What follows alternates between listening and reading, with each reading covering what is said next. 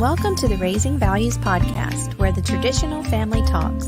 You can find us on iTunes, Stitcher, and Spotify, and be sure to follow us on Facebook and Instagram. You can support the Raising Values podcast through Patreon. Phil and Gillian are behind the mic, and we hope you enjoy the show.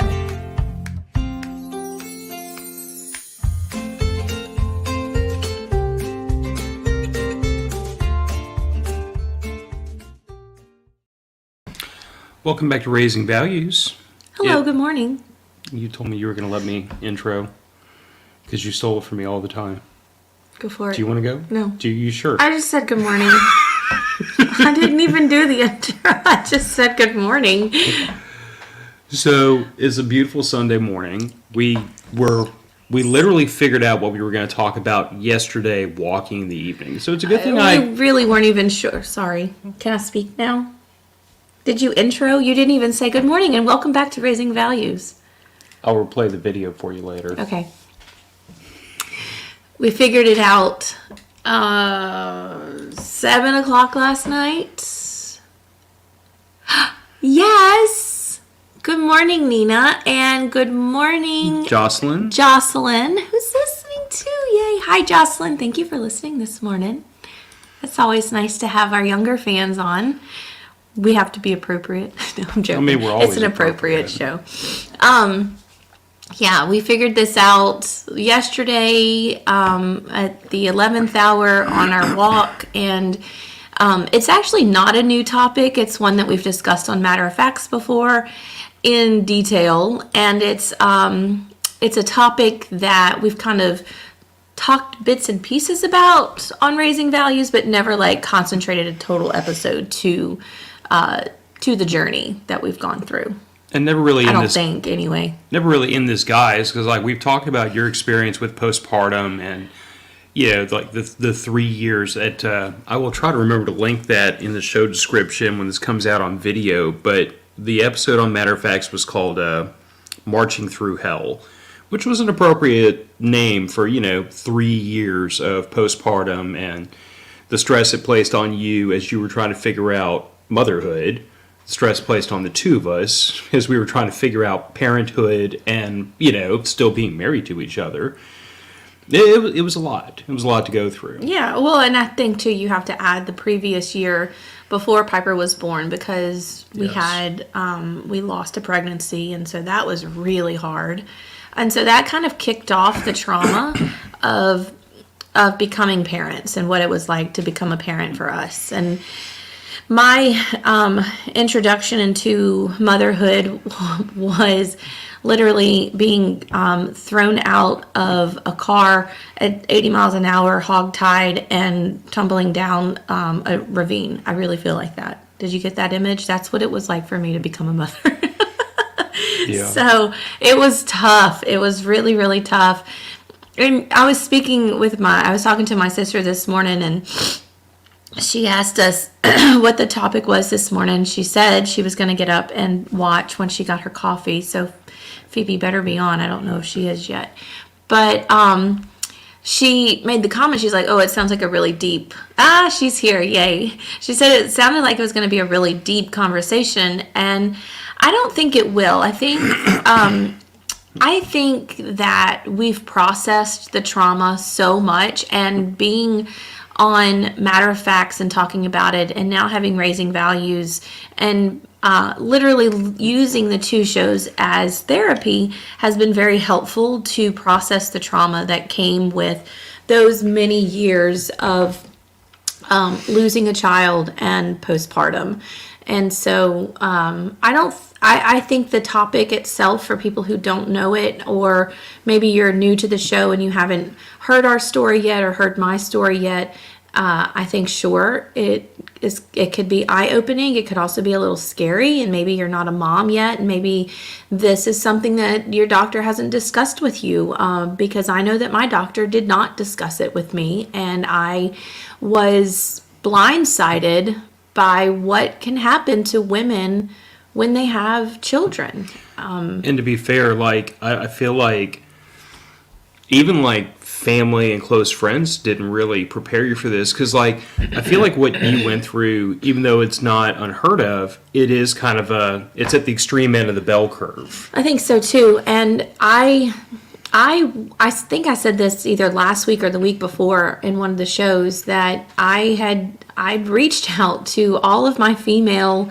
family members and asked them, have you dealt with this? I even called my cousin, who I don't speak to very often. It's for no other reason than just because we have separate lives and she's in closer to DC, but she's had 5 children. And so I figured surely she's dealt with this, and she hadn't. And so it was hard to find someone, another woman who was dealing with the same type of postpartum that I was dealing with. And it was scary. And I don't know how old Jocelyn is, Nina, or how much you want her to hear, but that's what we're going to be talking about today, and how scary it was for me to go through that. Because once I was able to come out of that tunnel and through that season in my life, I became very adamant about reaching out to other women who hadn't had a child yet, or hadn't been pregnant, or who might actually go through this. So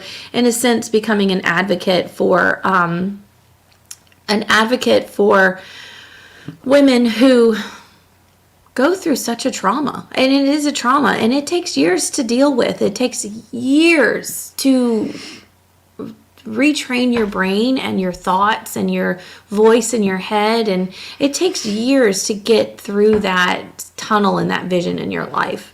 So, and that's how this relates to the show title, Lost and Found, because the thing that we were talking about last night that got me thinking in this vein was something you had said back then, where you said, I have to relearn who I am, which has always really struck me, because like I also had to relearn who you were. Like, you weren't married to the same woman anymore. Yeah, like, and I like, from my perspective, like I can't, still to this day can't tell if that happened before Piper was born, when Piper was born, sometime in that 3-year span where you were still like just embroiled in the postpartum. Like, I can't tell where old Gillian departed and new Gillian showed up. From my perspective, like, even looking back on it now retrospectively, I can't. That whole package of time is just a blur. I don't feel like new Gillian showed up until probably about 4 years ago. Maybe 3. About 4 years ago. Maybe 5. I can tell you, no, maybe you saw somebody different, but in myself, the confidence in myself and my decisions and my, all that stuff probably didn't come about until 5 years ago, when Piper was 6 years old. Okay, so let's break this up into 2 pieces. Old Gillian was gone at some point. Yeah, and then there was a transitional period where you had to figure out who you are now. And I feel like that is the period in time you're talking about, where you're like, okay, this is where new Gillian started, this is where old Gillian left, and in between is a lot of soul searching and a lot of like personal reflection and a lot of tears and a lot of conversations, trying to figure out just like, who am I now? And the thing I said yesterday evening while we were talking was like, this kind of rings true for me with Iraq. Because unlike you, where your postpartum was kind of, like I said, the extreme end of the bell curve, like my experience in Iraq was very similar to, every other poor SOB that was on that base with me. I mean, we were, thankfully, it wasn't like in Fallujah kicking doors or anything crazy. Those guys have some stories to tell. Right. But I was still on a post that was getting mortared 3 to 4 times a day. We literally, I was telling Gillian just the other day, like, of the that time where we had an RPG come over the wall, and it landed. Okay, so by this point of the war, like 9-10 months in, I'd gotten to the point where I slept through mortar attacks. I slept through the mortar sirens. I slept through people beating on doors. I slept through people screaming. I slept through all this because, like, my brain was just so desensitized to that experience. It filtered it out. I didn't even hear it anymore. This one woke me up, though, because it wasn't the thud. it was the whistling noise as it screamed right over the top of my housing unit. Like, if it had come in at any shallower of an angle, it had probably hit my trailer. And it was the whistling that woke me up. And then the thud, and then the gravel landing on top of my trailer, raining down. And at this point, like, I fling the door open because I'm trying to figure out what's going on. I step out the door. I start searching the area, trying to figure out what's going on. And then I see a hole with smoke pouring out of it right next to the front door of, like, at the time, my best friend's housing area. And then he opens his door and looks at the hole with the smoke, and then we make eye contact. Mm-hmm. But it's like, it's experiences like that I have that, like, really, really shook, I feel like, who I was. Because, like, I went to Iraq like most 20, 21-year-old idiots that didn't know what they were getting into. And I came out the other side a completely different person. Yeah. And I didn't see that initially. But, like, I know talking to, like, you and friends of mine at the time, like, the Phil that was being described to you by my friends who knew me before Iraq was not the one that came home. Yeah, I can see that. I mean, yes, of course I didn't know you before you came home from Iraq. We were the first online dating, not the first, but we were trendsetters. We were trendsetters. This is pre-Tinder, pre all that stuff. Yes, it was. This was AOL Instant Messenger dating. Yeah, I mean, from what they described, who you were before Iraq, and then what you came home as. I mean, surely they saw it. I didn't see it. I just knew I was getting to know this guy that I'd been talking to on the internet for quite some time, for months now. I don't know. So, dial-up dating, Phoebe says. Dial-up. That's what it was. It was Yahoo Messenger. And we had to time each other's. He was getting off his shift, I think, right? Or you were going on your shift, no, and I was getting off of work. I was getting off work too, but it's because I worked the night shift. So like so for comparison's sake, because I still don't have a firm recollection of like what time it was in this country when I was talking to you over there, but like I would get off shift usually around midnight, sometimes a little earlier, but usually around midnight, and usually I would like cram down like a packet of tuna fish or something, go to the gym with my friends, we'd work out, and then after I'd shower and sit down, that's when I'd dial you up and start talking to you, which would have been about what time over here? Well, it depends. Sometimes you started talking to me while I was still at work, so it was around 4, and then it would be dark outside when we were still talking sometimes. So you must have been staying up late into the morning to stay up and talk to me. I usually didn't go to sleep until about 4 o'clock in the morning. Okay, so yeah, that makes sense. But again, that's because like my shift started at 1400. I'd usually wake up around noon. Yeah. So like in this weird situation I was in, like sleeping from 0400 to noon, that's 8 hours of sleep. So it was just in the morning. We were probably a 12-hour distance then, because if you were, anyway, that's not even what this whole show is about. We don't need to figure out timelines and stuff like that. Anyway, so let's get back to the show. Did you have any banners? I have no banners. No banners? How am I supposed to do this? I'm joking. Okay, so lost and found. So here's my story. And like I said, some of you have heard this story before, and it is pretty dark. Okay.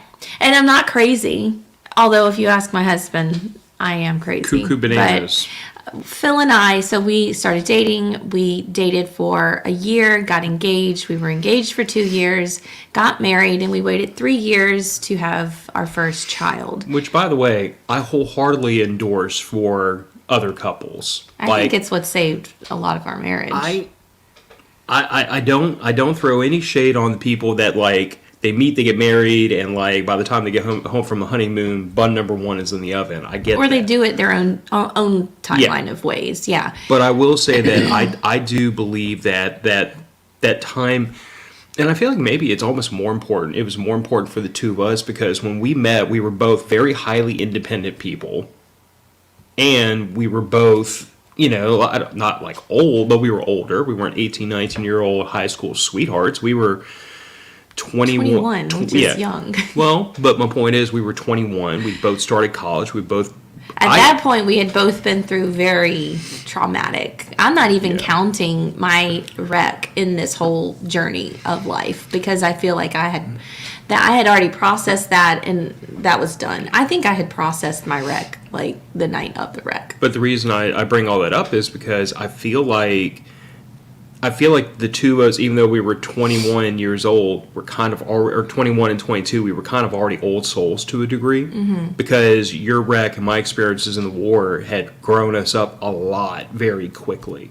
So I feel like we approached our relationship more like people meeting in their late 20s or early 30s would have, where it's like, I already have a fully formed, established identity, and it's more difficult to like bend and flex around another person. So I feel like that 3 years before we got married, we spent a lot of time figuring out, who is this other person? How do I mesh with them? How do they mesh with me? Where do, like, all kinds of little stuff, like they do this one thing and it drives me crazy. Is that an opportunity for me to just get over myself and let it go? Or is that something I need to address with them and ask them if they can, make a modification? It was just tons of stuff. Yeah, we definitely grew. I think in those 6 years, we grew together to learn each other. And we were still learning ourselves and trying to figure out, we were in our 20s, so we're trying to figure out who we were, what we wanted.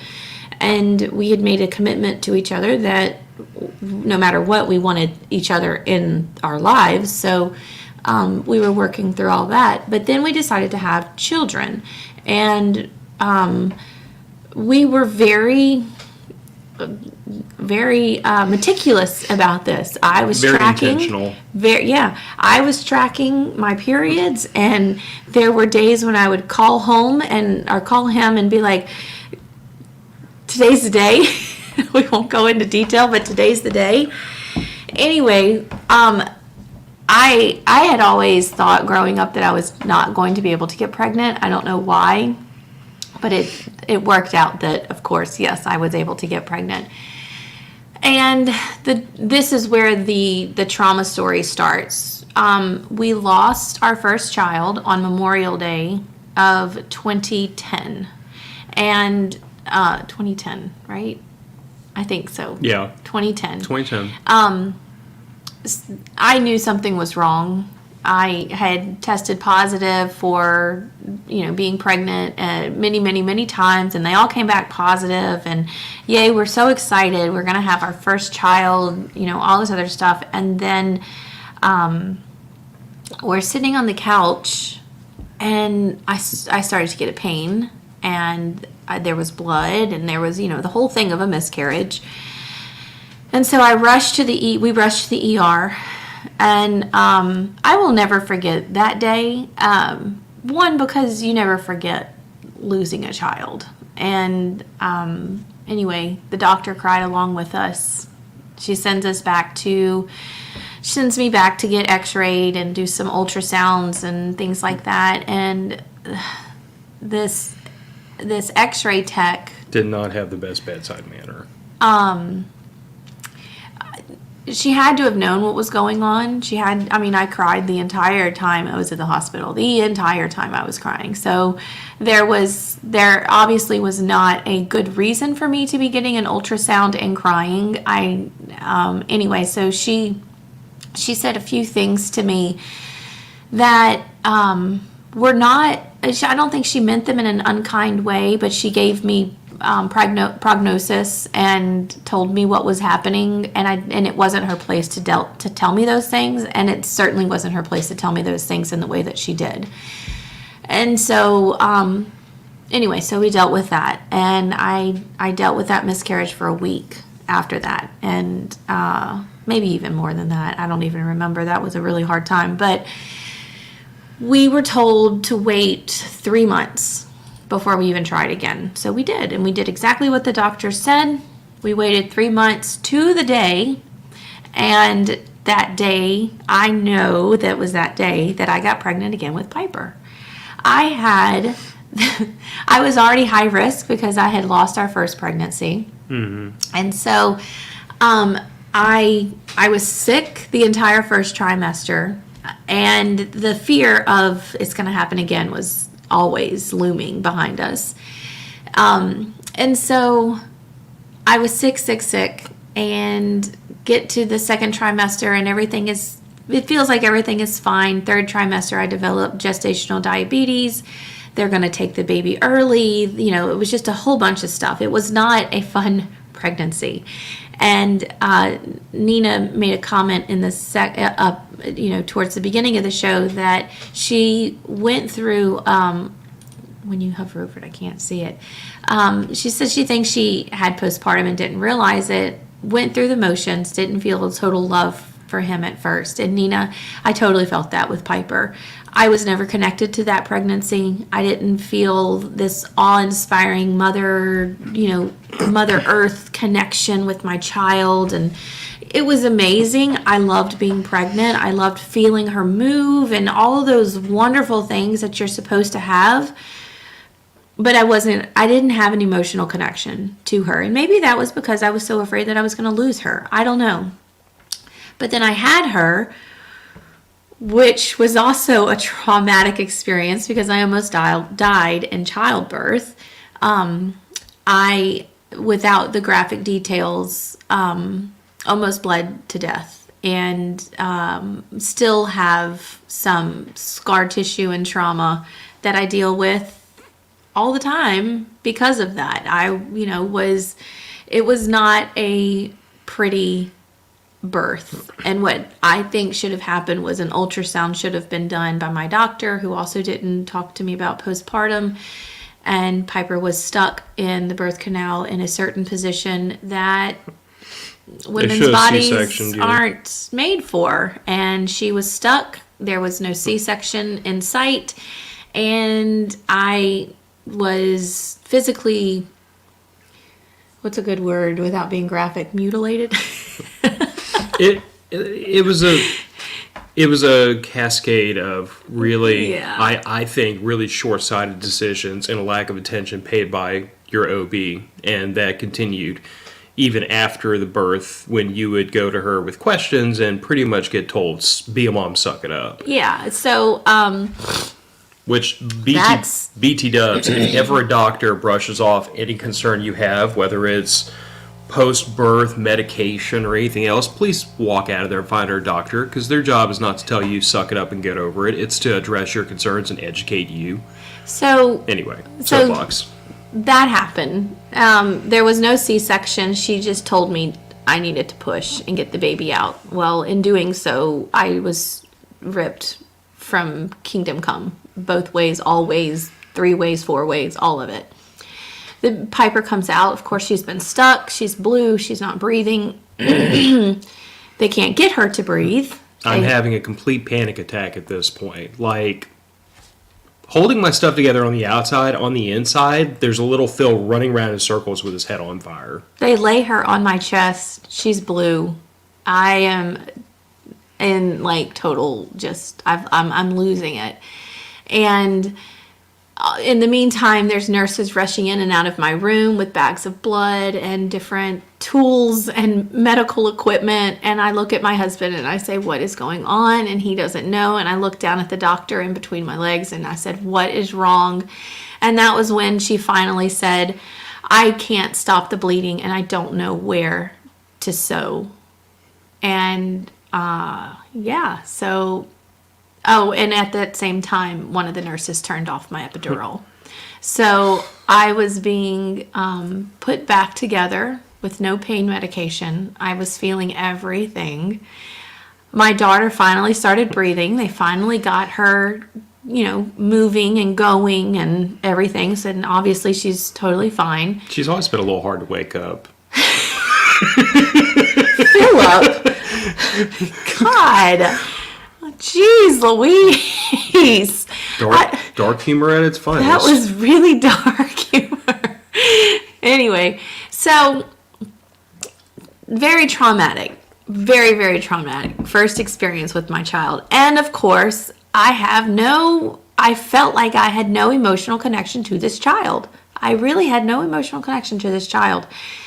And it didn't stop there in the hospital. It didn't stop there. I was made to feel bad because I didn't want to breastfeed. I was made to feel bad and told some things by nurses because I wanted her to spend the first night in the nursery.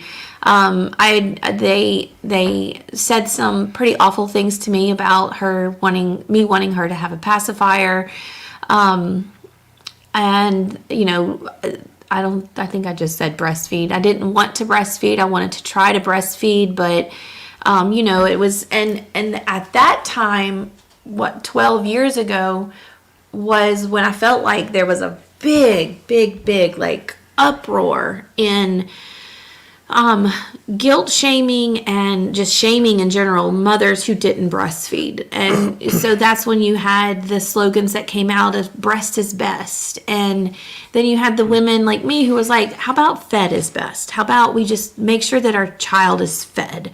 And, you know, my argument was always, there are mothers out there who cannot breastfeed. That's why adopted. Well, and then there's children who are adopted that don't get breastfed. And, you know, we all originated from tribes that many women in those tribes would breastfeed not even their children. They would just breastfeed children. It didn't matter. So so that was, I came home with that, and I tried my best to do this. I tried my best to breastfeed this child. I was put on painkillers that I did not want to be on. But the damage was so bad, the physical trauma to my body was so bad that I needed painkillers, which caused a whole other problem. So postpartum and baby blues had all set in. I couldn't stop crying. I didn't know how to take care of this child. I had my first panic attack on the way home from the hospital. I just had these intrusive thoughts that a car was going to hit us and we were going to just die on the way home from the hospital, get home, and then I start hallucinating and I start hearing voices. And I'm thinking in my head, I'm going crazy, but I start seeing things in the house and I start hearing voices and I start having very intrusive, horrible, bad thoughts. And they didn't stop for about a week, maybe a week and a half, until they got really, really bad. And the voices that I was hearing were saying things that were horrible. And the voices that I was hearing were telling me to do things that would have landed me in jail for quite some time. So I immediately drop to my knees and start praying, because this is not me. This is something that has taken hold of me. I can't figure this out. I'm seeing faceless, cloaked people walk through my house. They're standing at the foot of my bed. I'm afraid they just want my child. So we make an appointment with the doctor. Go into the doctor, and I start telling her, I really think I'm hallucinating and hearing things from this medication. Is there another alternative? Can we get on something else? Do you think Tylenol would work? I really just need to get off this medication. Stay on the medication, Gillian. You just need to stay on that medication. You still have stitches. You still are dealing with the trauma from the birth, blah, blah, blah, blah, blah. And then she says, but you really need to go check yourself into this psychiatric unit down the street, this mental hospital down the street. You cannot be with your child alone. She looked at Phil and said, you cannot leave her alone with this child. Anyway, so for whatever reason, we go down to this mental hospital, and me thinking I'm going to get some help, they decide that the best thing for me to do is leave my family for 6 weeks and be admitted into this mental hospital with people that were there, that there weren't any women there that were going through the same thing that I was going through. I was going to be with people that, addicts that were going through a hard time, alcoholics. It was just, it wasn't a place that I felt comfortable in. And they wanted me to be there alone. And so thankfully, my husband looked at this man and said, "You're absolutely nuts. I'm not leaving my wife here. She just had a baby. I'm not taking her away from her family. I'm not leaving her here by herself." And we went home. And that morning, I had not taken any pain medicine. I decided not to take any more ever again, and I got it out of my house. I didn't want it, and it took about 2 days for it to get out of my system completely, 2 or 3 days to get out of my system completely. And lo and behold, everything stopped. The voices stopped. The hallucinations stopped. Almost like the medication might have been the problem. Well, and yes, and I kept saying this was the problem. And I had run-ins with medication like this before. I think it was Percocets I was taking. Yep. And that's actually one of the things on my medical records now. I just tell doctors I'm allergic to it. Don't give it to me, I'm allergic to it. And the side effect of what I'm dealing with when I'm on Percocets or Lortabs or any of these prescription heroin, prescription opioids and heroin and all that other stuff is that I hallucinate and have psychosis. Excuse me. But my doctor was saying that I had postpartum psychosis, which is a thing. And of course it's not talked about. It's not just postpartum depression. It's not postpartum anxiety, which are all separate in their own. It's not, it was postpartum psychosis, which just blew my mind that there were all these things that can happen to women that were not discussed. There was a pamphlet on the wall in my doctor's office, and this is a very respected, renowned OB in the area, gynecologist, OB, all those, they do all those things in the area. Very, very, very well respected. Lots of patients. It takes months to get your appointment. You schedule your yearly a year in advance when you're leaving your last yearly because you won't be able to get in. And there was a pamphlet on the wall, and we didn't talk about it. And I didn't realize how bad it was going to be. And I was at the higher end of the bell curve, but that still means that there are women out there who deal with this. And I think, I don't want to put myself in that box of women who actually do go through with killing their children. But I can tell you that having children for a lot of women is not rainbows and unicorns and puppy dogs. And it is a very scary and traumatic experience. And, your hormones run everything in your body. And when your hormones are imbalanced, and I'm not just talking about your estrogen and your testosterone and your progesterone and all that stuff. When all of your hormones are imbalanced, and now you've added a chemical to your brain that is, one of the side effects is to continue with the psychosis. I can understand, although I do not condone it, I can understand why women go through with those intrusive thoughts and go through with those actions, because that was one of my intrusive thoughts, was to just go ahead and end it, and then it'll be done. And I wouldn't have to deal with this anymore. She wasn't sleeping, and we were up all the time, and my breast hurt because I couldn't breastfeed, and my milk hadn't come in, and I'm a horrible mother, and all the women on social media was saying I was a horrible mother, and all the books were saying I was a horrible mother, and the pamphlets that I was getting, horrible mother, horrible mother, horrible mother, because I wasn't doing the things that were supposed to be happening. I didn't have the feeling of oneness with my child. I didn't have that connection with her. And I didn't have that connection with her for probably a year, maybe even 2. I was literally scared of my child. Her cries sent me into panic attacks. Having to, if I held her and she cooed or she, made all the noises at night, it sent me into panic attacks. I was in a constant panic attack for years, I felt like.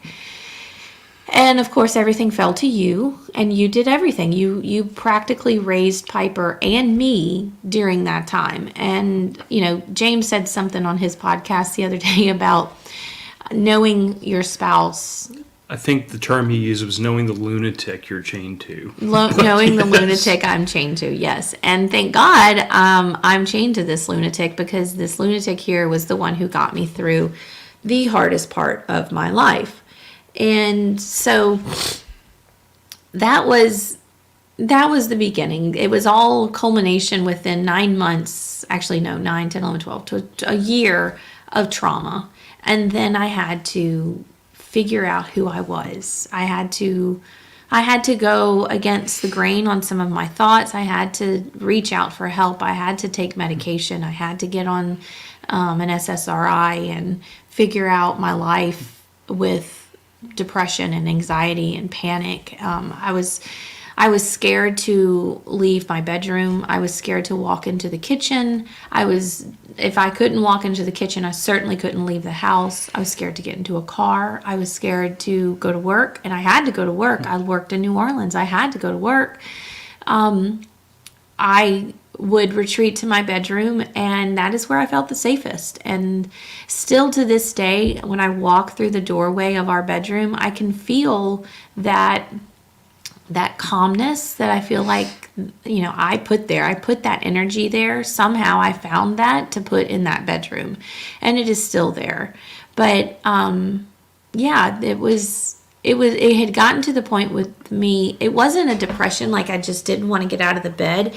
It was a physical reaction to fear of leaving my bedroom. I could not leave my bedroom. I couldn't go to the hall bathroom. I couldn't go to the kitchen. I couldn't go sit in the living room with my husband. I would immediately get up and just run back to the bedroom because I was so scared. And the minute that the baby would make her coos and her little cries and all that stuff, I would hand her back over to Phil and be like, I can't do this. I don't know how to be a mom, and I can't do this. And I know this is just not, I can't do this. Conversely, me figuring at that, because I do want to, at some point put a pin in this, briefly talk about Iraq, and then the two of us get to the finding the new us. Yeah, I know. Okay, so really that's the story. That was my trauma. But at the time all this is going on, from my perspective, being dad it wasn't easy. It was simple.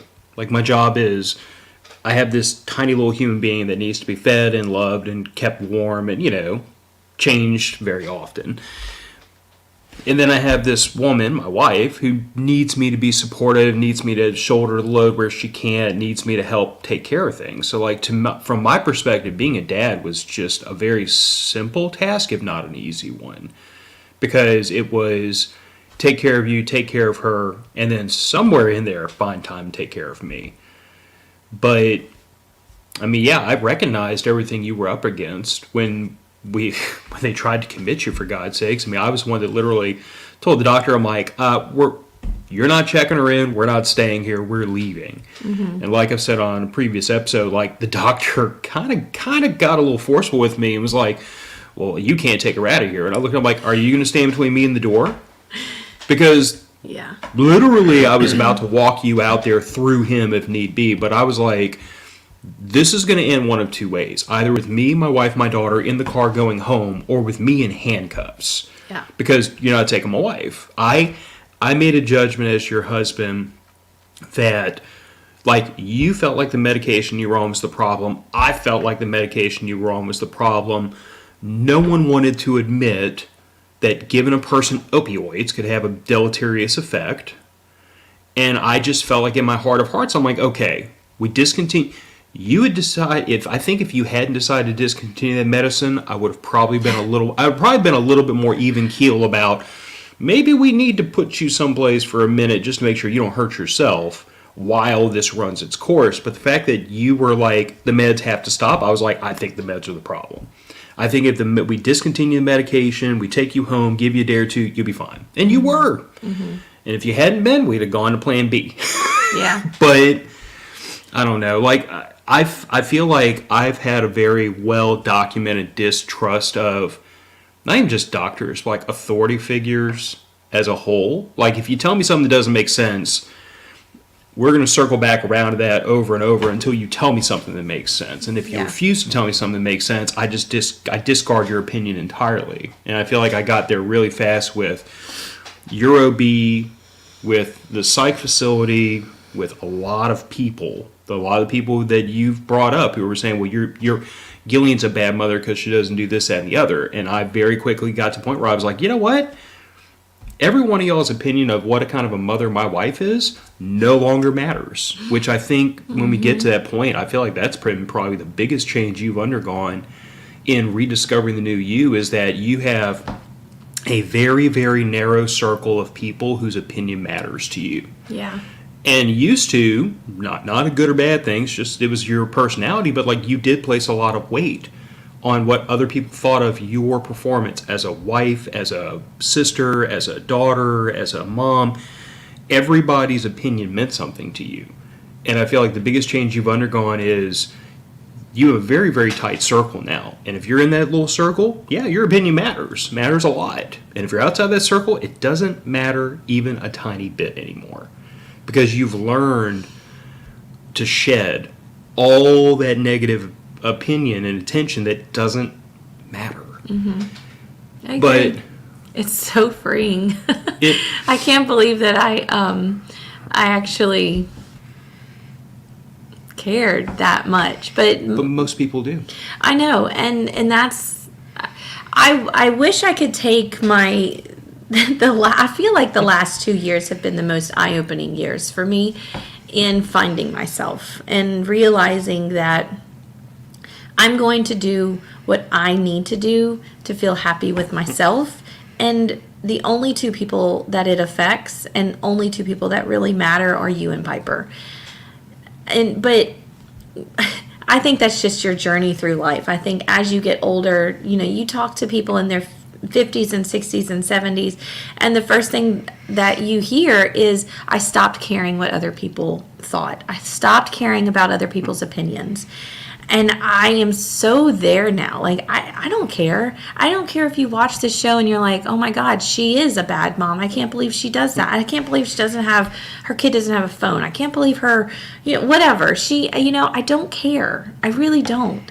I live my life in a fair way. I live my life where everyone gets the same amount of energy from me. And unless I feel that energy return to me, you're not going to get any more energy from me. If I feel that we have this mutual respect, this mutual ongoing passage of energy between us, then I'll give more to you. I'll give more of myself to you, but it has to be mutual. And that is how I live my life now, and it has been the most freeing experience. I just can't even put into words how freeing it is. Like, I have removed myself from pages on Facebook and Instagram because the energy is not where it needs to be. And I believe that I put myself in those situations for whatever reason, now realizing that was part of my pulling down. That was part of why I was feeling so bad about myself. And you know what? I'm not making clear my thoughts, I'm sure, but do you understand what I'm saying? I've learned how to speak Gillian. I've removed myself from the things that do not build me up.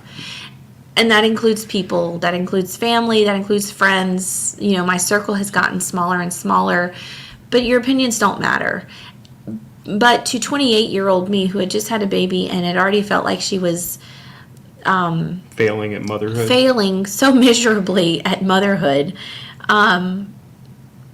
it meant something to me. For some reason, I put a lot of time and energy and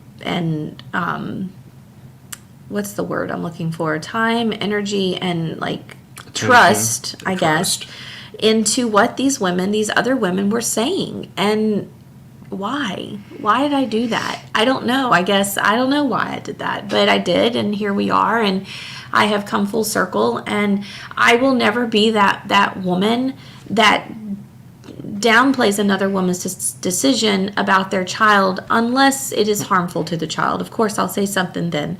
But if you don't breastfeed your children, cool, totally respect that decision. That's you, and that's your child. I will never make you feel bad.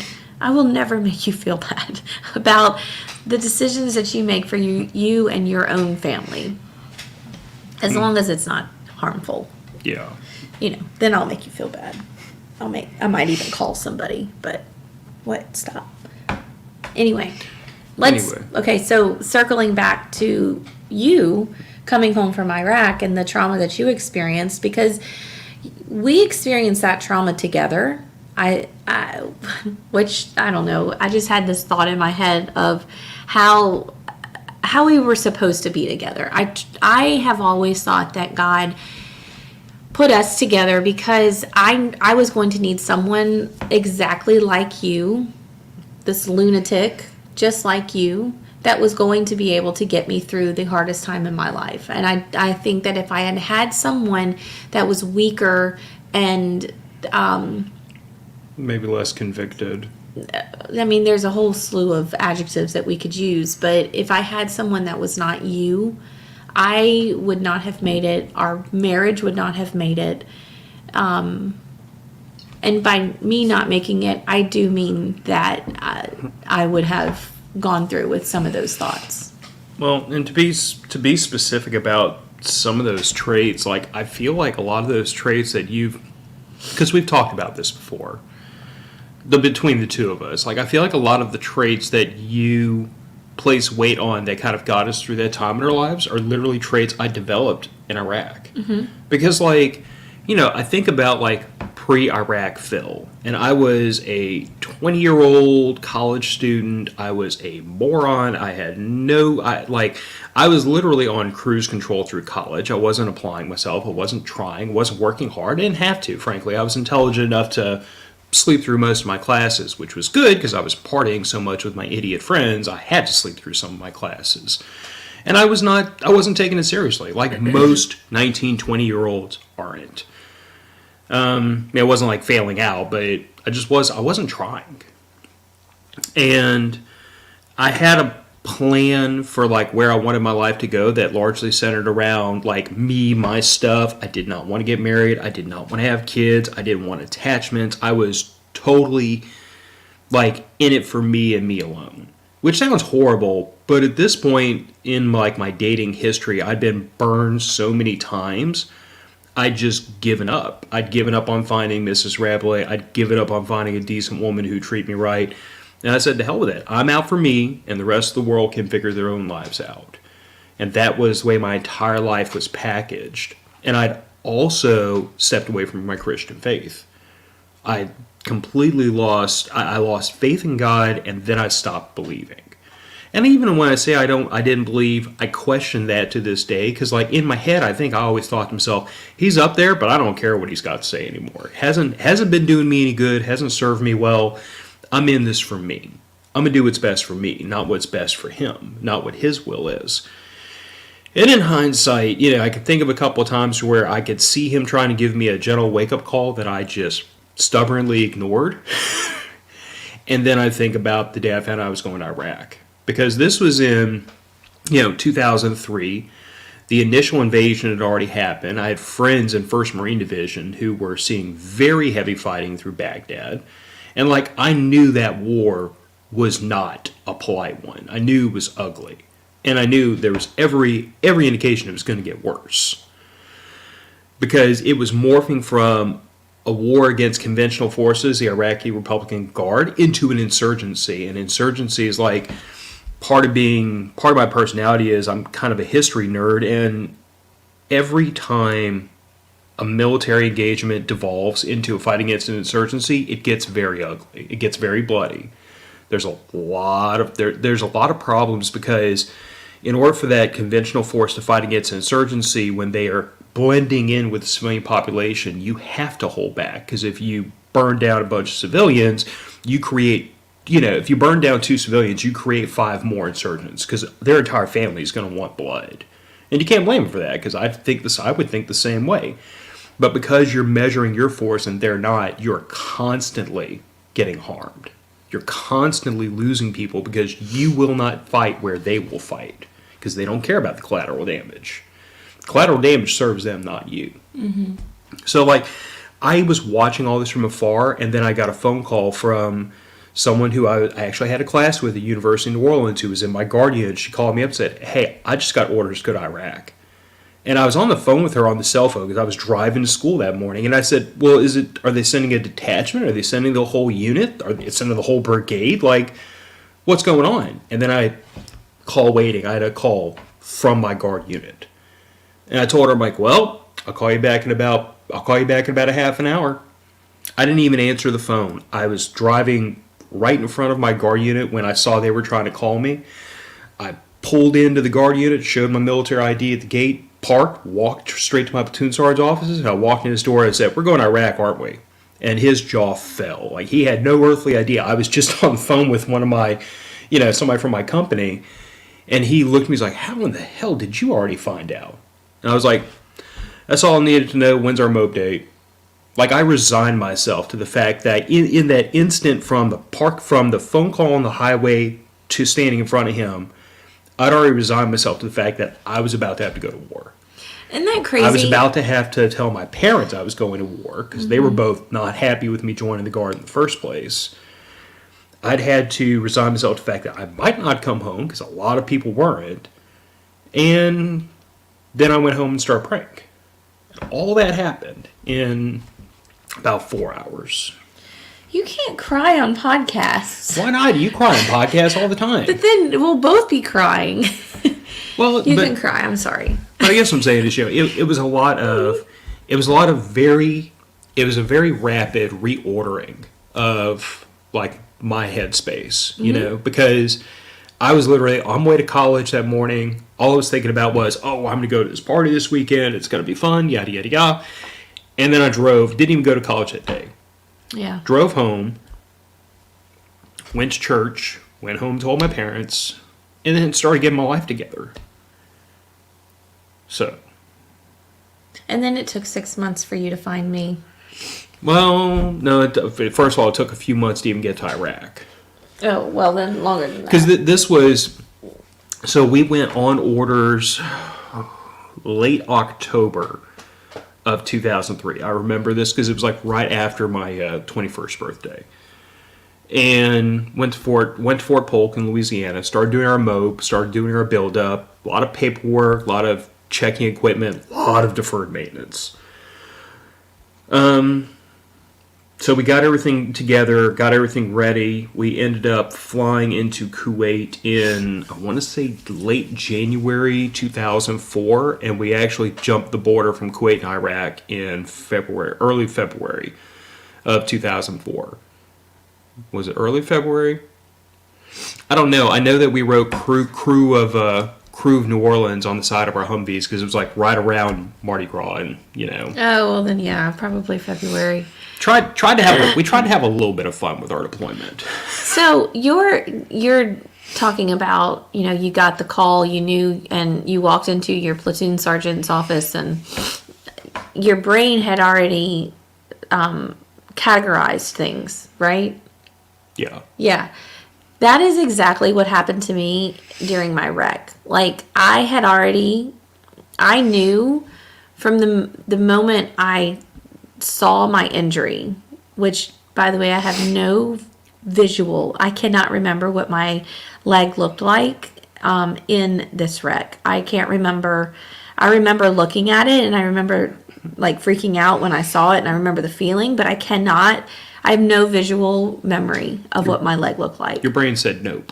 Yeah, your brain said, that's going to be file 13, and we're not ever going to visit that again. But I remember at that moment, things categorized themselves in my brain. I knew I was going to lose my foot, and I was okay with that. I knew I was probably going to bleed out, and I was okay with that.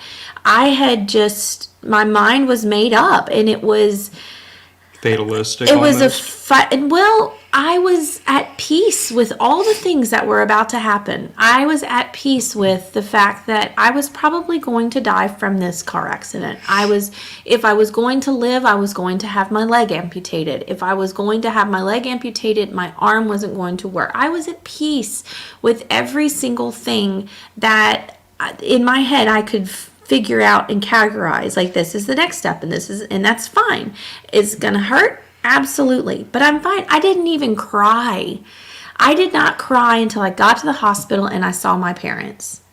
I was talking fine. I know I was in shock, but I was speaking clearly. I was talking fine. I hadn't passed out yet. I was able to communicate with the paramedics and the police officers, and everything was fine. I remember even having the conversation with the paramedic, who we're still friends on Facebook, and having a full-blown conversation with him about how does it look, and am I going to lose my leg? Do you think I'm going to lose? Yes, Gillian, I think you're going to lose your leg.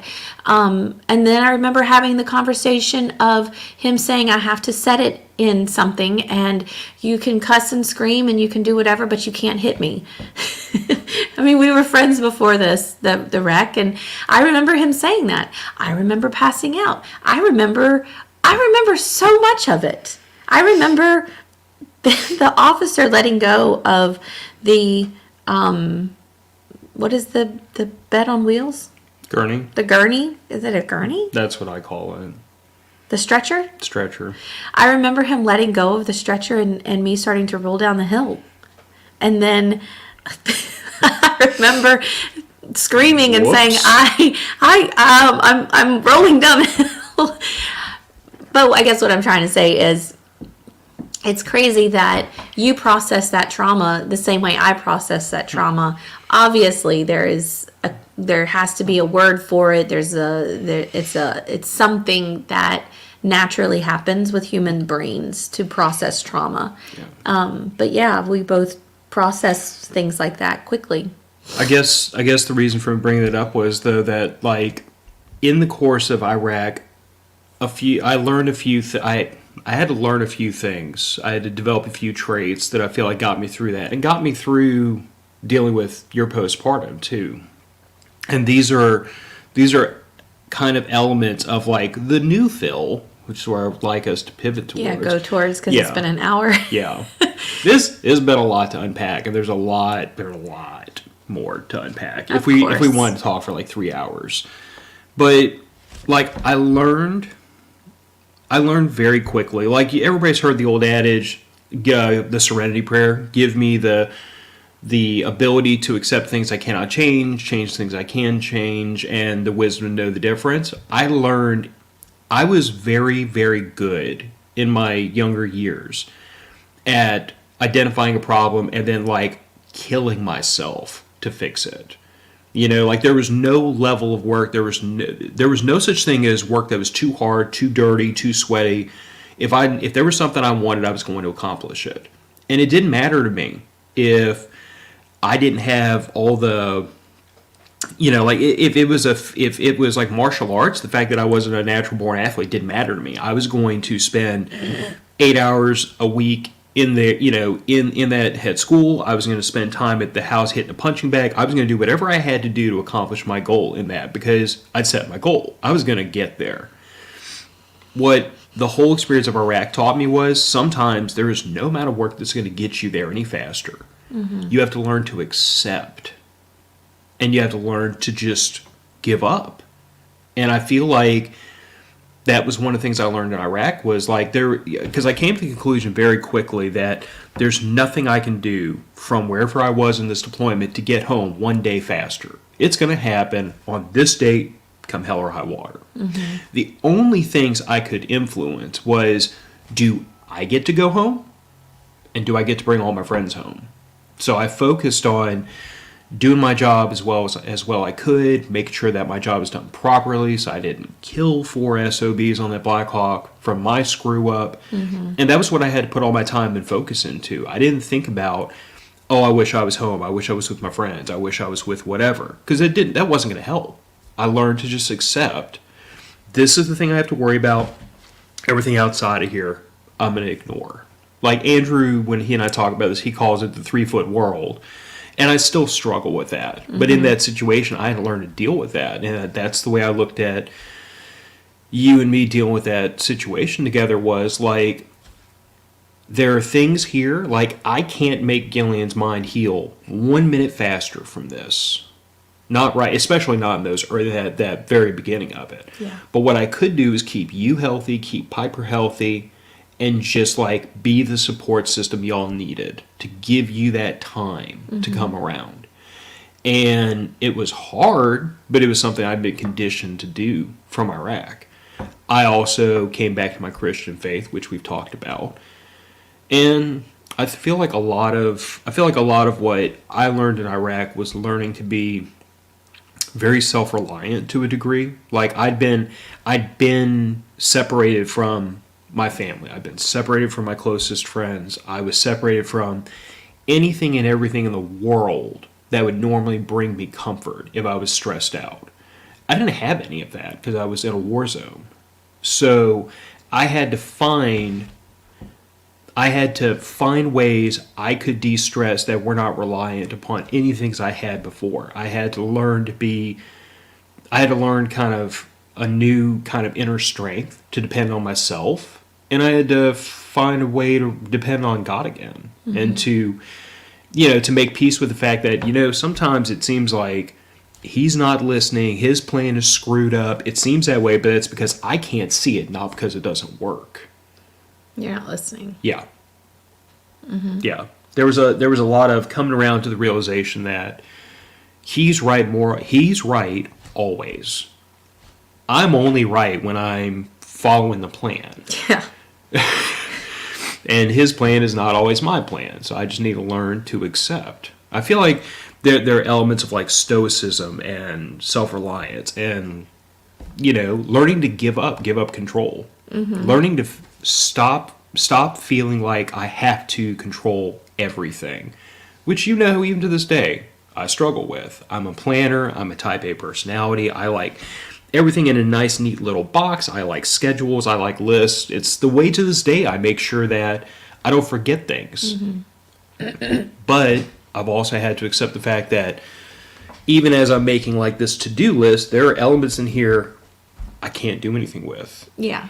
I have found myself, I keep using that whole two-year time frame for me, and maybe it hasn't been 2 years, maybe it's been about a year of me really feeling like I have done all this work to find myself, and finally I've arrived. Hello, I'm here. I have found that I have stopped worrying about the future. There's times where you and I start talking about the land we want to have and the house we want to build and the this and the that when we retire. But I thought you were about to say something snarky. Nope. I've found myself.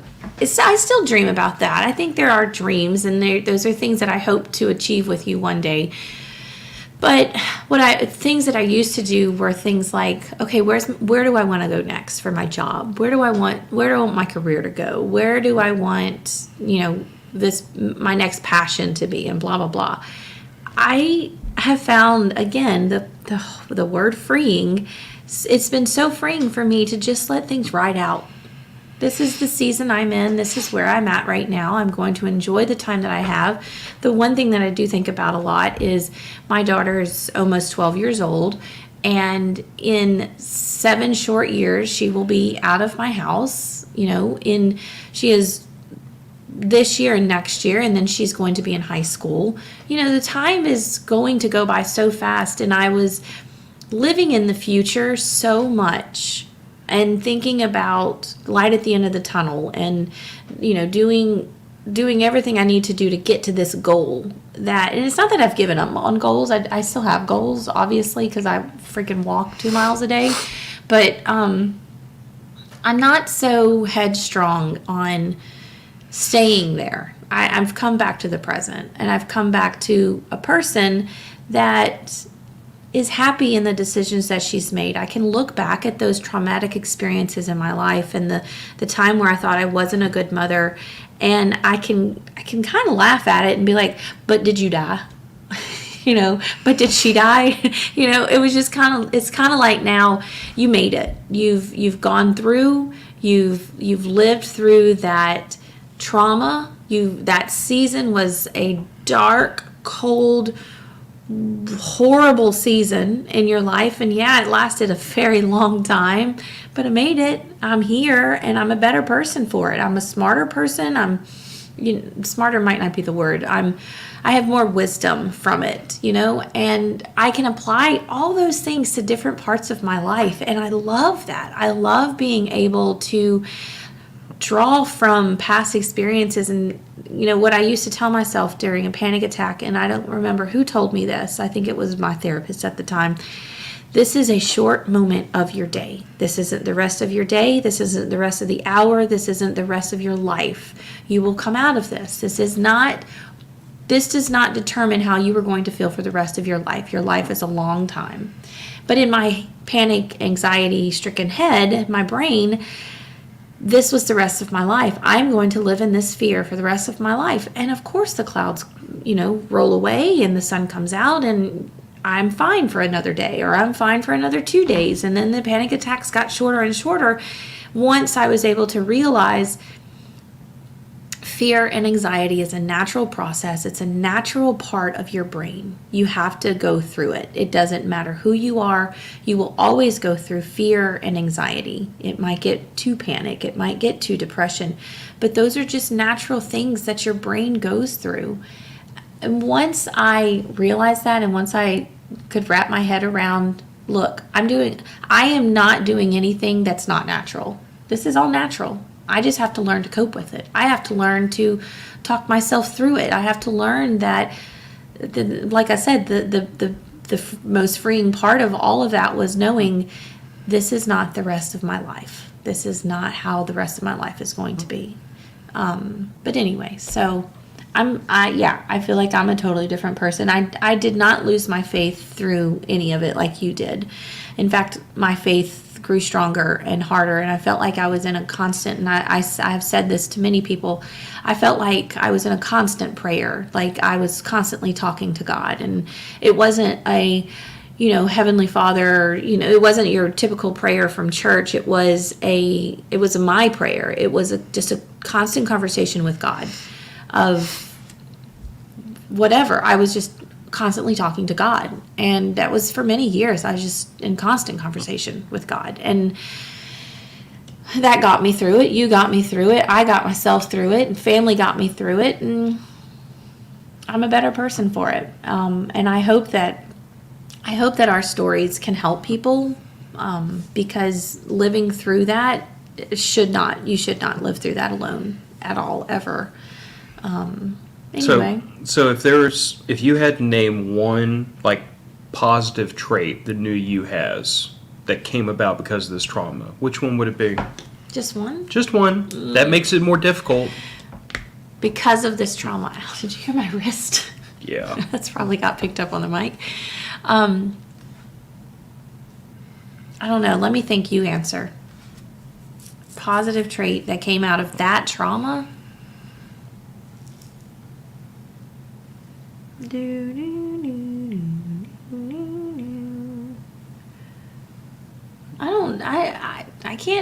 I can't think of just one positive trait, because coming out of that trauma, I'm even now a different person than I was when I started to come out of that trauma. I'm not that same person either. Then one positive trait new you has. I don't care about others' opinions so much. I don't think about what others. I don't put stock into others' thoughts and opinions about me, about my family, about anything that pertains to my life. I think that also is, but I can't get my words out now.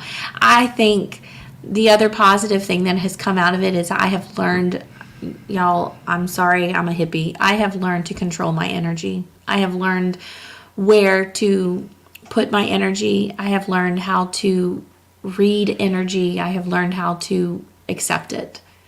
That, I think, is the biggest thing for me.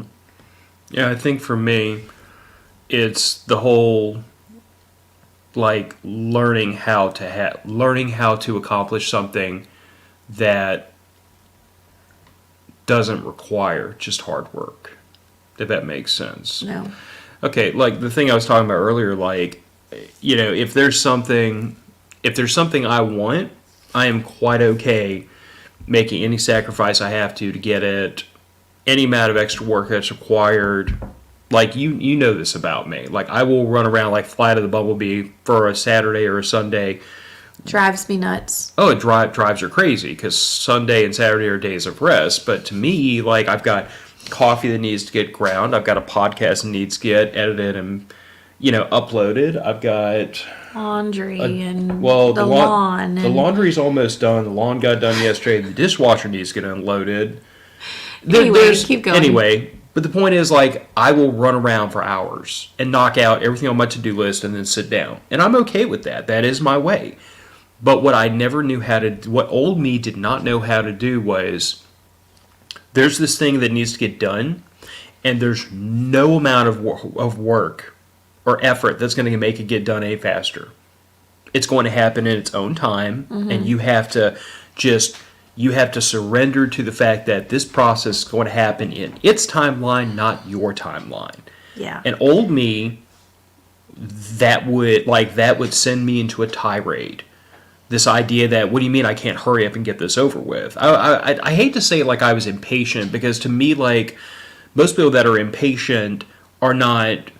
I think the thing that separates impatience from whatever I used to be, and a lot of people are, is that I was, if in order to get the thing twice as fast you had to do 4 times as much work, I accept your terms. I am okay with that. I feel like most people that are impatient, they want the thing twice as fast, but they don't want to do twice the work. And that's the problem. I was okay with that trade-off. But what I had to learn was 4 times the work is not going to get this done twice as fast. 10 times the work isn't going to get this done twice as fast. Nothing you do will make this happen any faster than it's going to happen. You have to surrender to this process and be patient. And I think it is that patience that I've learned. Which, if my father's listening, he's giggling about this, because that was his thing to me for years and years as a child, is you have got to learn patience. Because I wasn't a patient child. And I certainly wasn't a patient young adult. Because again, it was that idea that, like, I want it right now, I am okay doing 10 times as much work. Let's just get it over with. I'm at that point too. That's what I'm talking about with, I've stopped focusing on the future so much, and I'm just living in the present. I'm here today. I'm in this room with you right now. Of course, we have things that we need to get done today, and we're thinking about those things, but laundry. I'm not thinking about punching you in the face.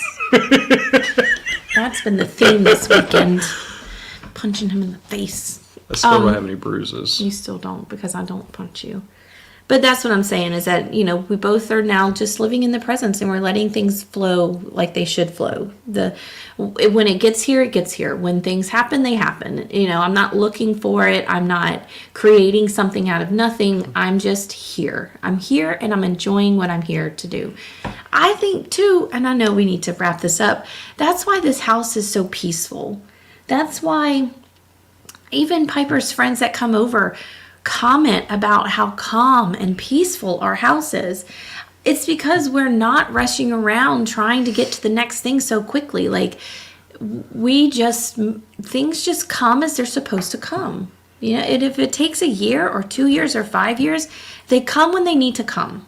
And I love that we have gotten to that point in our marriage and in our life in this house. I love that that is how we raise our child. Like, why are we rushing? We lived so much of our life rushing.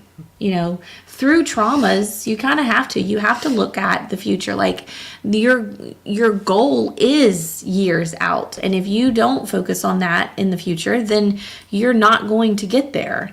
But now we're at a point in our lives where, really, what are we rushing to? Our daughter's going to go to high school when she goes to high school. We will buy land when we buy land. We will build a house when we build a house. We will get there, and then along the way, that frees up time for us to just enjoy where we are.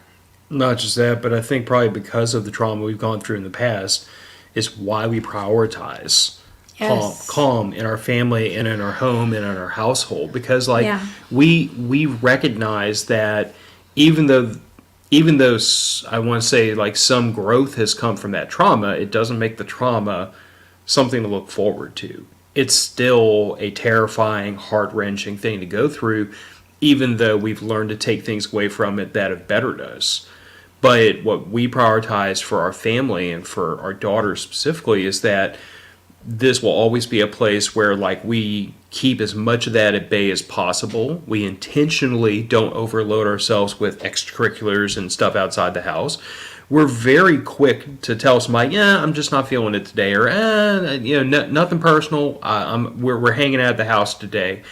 And a lot of times, if certain people call us up and say, hey, you want to get together? It's like, yeah, cool, because they have the same environment in their family, and we know that when we go over there, it's still going to be the peace, the calm, the relaxation.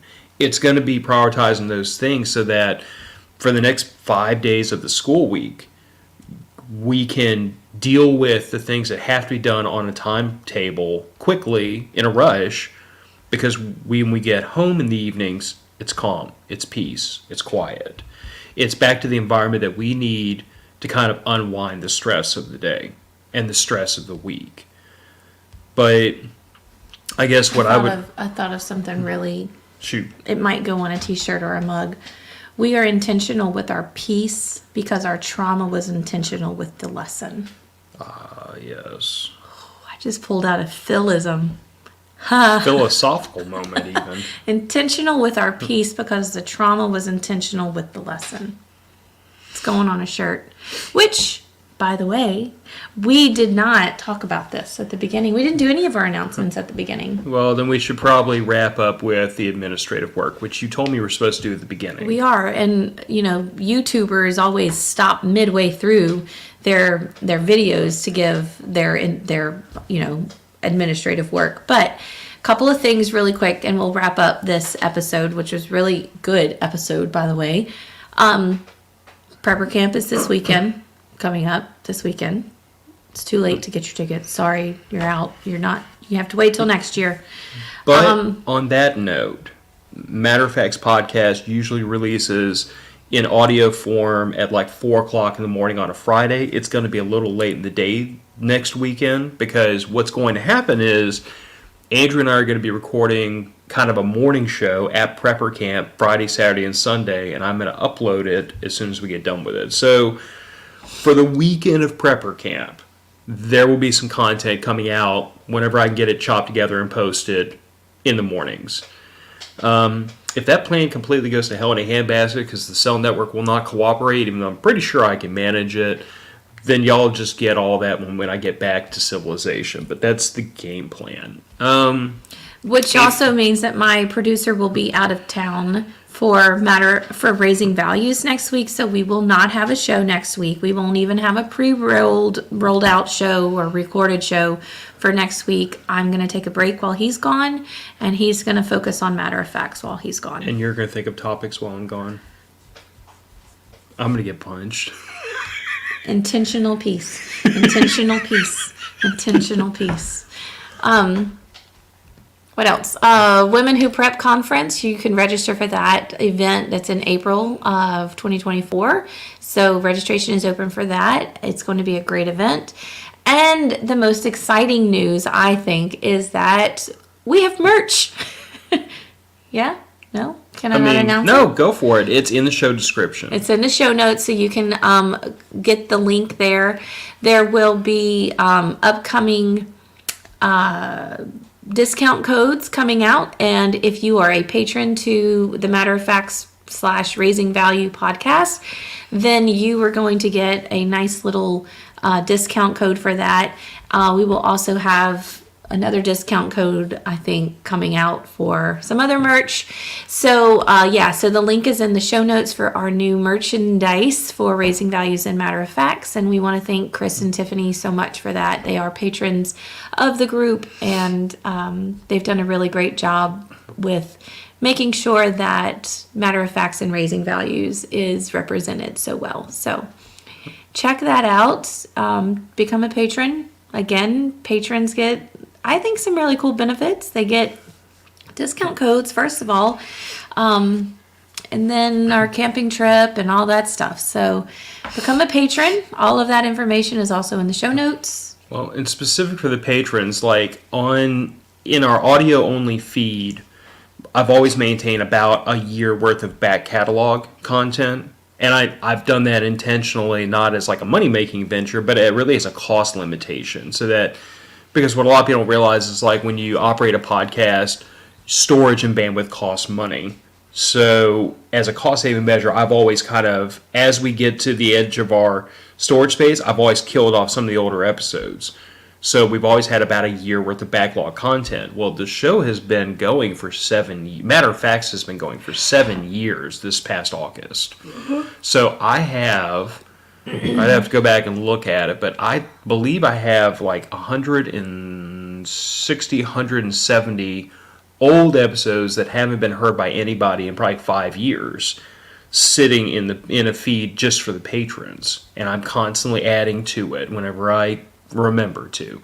So like there's a lot of old content in the that's available to the patrons. There's an invitation for an annual kind of meet and greet that the patrons know about, and if you are a patron and don't know about this, reach out to me. And if you do know about this and you haven't made reservations yet and you want to come, you should probably hurry up and make reservations. But it's also entry into a little chat group that we have just for the patrons, which honestly winds up being a kind of a mismatch. Like that group we share a lot of information because we all have a lot of commonalities as far as like, the spirit of being preppers and self-reliant and a lot of those kinds of things. But like, quite frankly, sometimes it's just us sharing memes and being goofballs. But mostly being goofballs. Yeah, there's some good information in there too. There is. Anyway, I think this was a good episode, and totally appreciate everyone who chimed in and watched and everything else. And then, of course, our listeners on the audio part of this that will come out on Tuesday. So anyway, we hope you all have a great rest of your weekend or great week ahead. We will not see you next Sunday. We will see you the following Sunday, which will be the first weekend of October. Whoop, whoop. And that's it. That's all. That's all we have for you. See y'all later. Thank you guys for listening. Bye. Bye, guys.